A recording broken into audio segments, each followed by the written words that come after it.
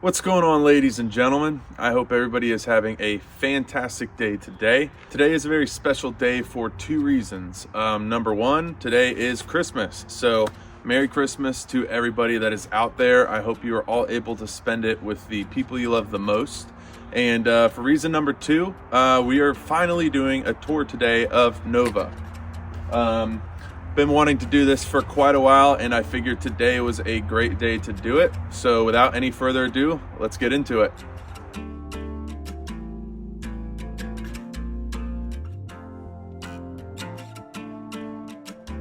So starting with the exterior of the van, we have 31-inch Black Rhino off-road wheels with Falcon all-terrain tires. These tires are great. I've been riding on these tires, through multiple vehicles, probably since I was 15, and I absolutely love them, and they drive beautifully on the road. We also have a fifth spare tire on our rear tire carrier in the back that we will get to in a minute. Up top, we also have a White Top Adventures roof rack that houses 200 watts of solar panels and a massive roof deck on the back. Moving around to the side of the van, we have our sliding door T-vent window here. This is a full frame window with a vent that actually opens up, and you can use this vent while it's raining outside. So you have plenty of ventilation while you're cooking, no matter what the weather's doing. Back here, we have our 170 extended depth flares with our sliding windows on both sides. This just really opens up your sleeping space on the inside, so you have plenty of room in there. Back here we have our Owl Van's rear door tire carrier and ladder combo.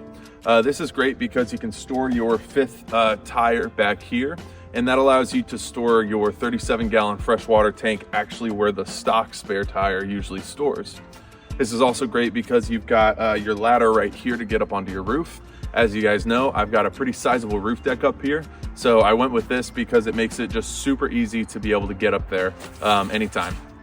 On the driver's side of the van, as you see, we don't have too much going on this side other than our extended depth flare on this side. Like I said, we've got two extended depth flares in this van, which just gives you a ton of sleeping space. Right next to that, we have just another half slider window over here that matches the window in the flare, just to kind of open it up over top of your dinette a little bit.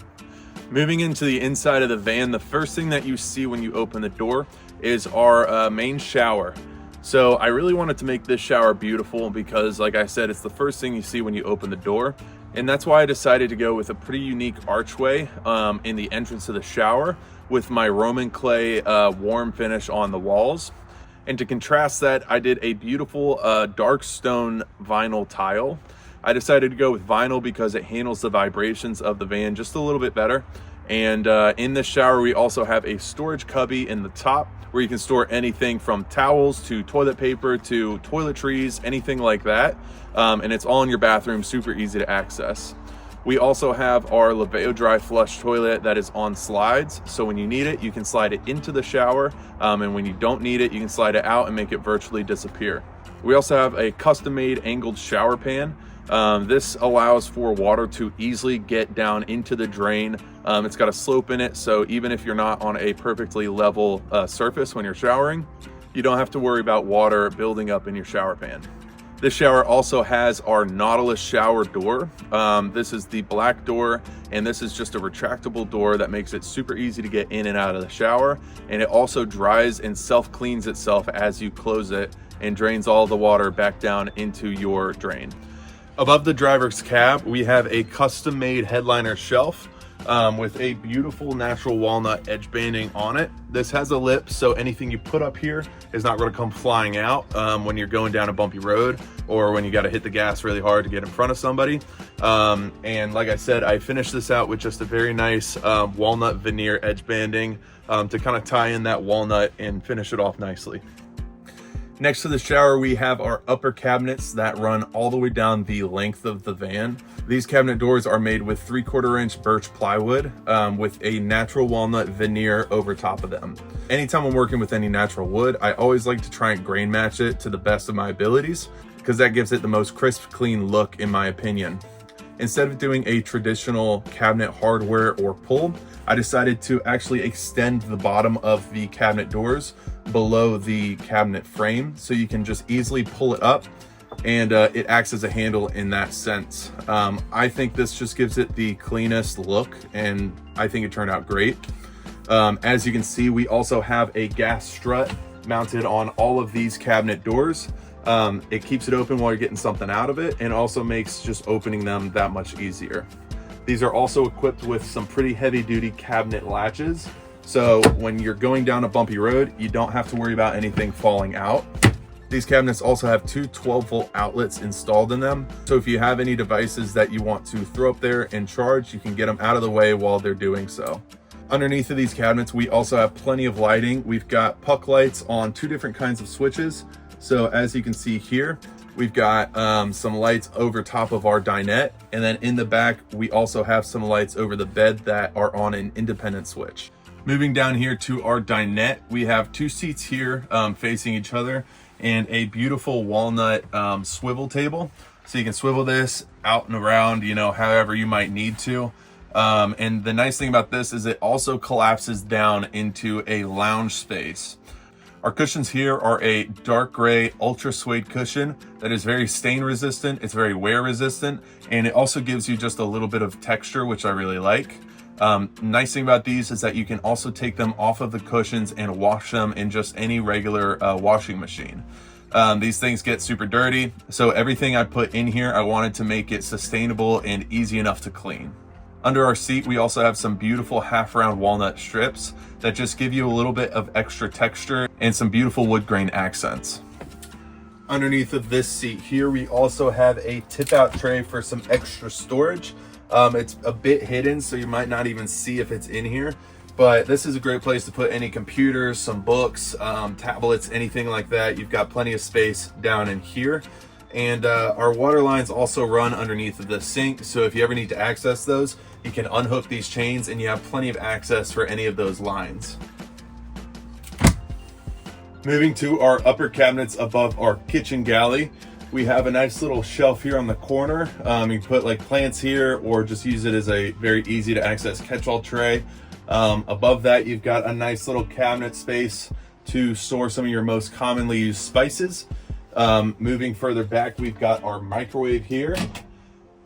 And then behind that, we actually have our control panel. So underneath this cabinet door, we've got our battery monitoring system, our timer switch for our hot water heater, a gauge for your freshwater and gray water tanks, and then you've got your motorized ball valves to drain your gray water tanks, as well as your heating pad for your freshwater tank.